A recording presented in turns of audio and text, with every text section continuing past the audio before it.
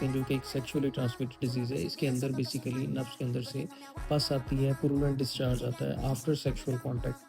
तो इसके अंदर जब भी अनप्रोटेक्टेड इंटरकोर्स किया जाता है, तो उसके अंदर पेशेंट को इन्फेक्शन हो जाता है। ये बेसिकली ऐसे पेशेंट्स के अंदर ज़्यादा होता है जिनके मल्टीपल पार्टनर्स होते हैं।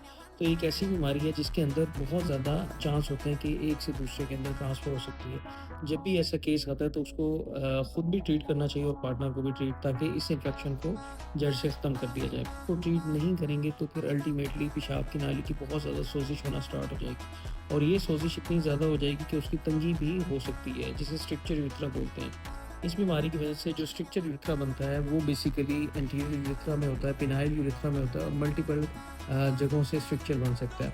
जब भी किसी पेशेंट को गोनोरिया लेबल हो या पुरुलेंट डिस्चार्ज हो तो यूरोलॉजिस्ट से मिलना चाहिए, ताकि कॉम्प्लिकेशन होने से पहले-पहले इस इन्फेक्शन को ख़त्म किया जा सके।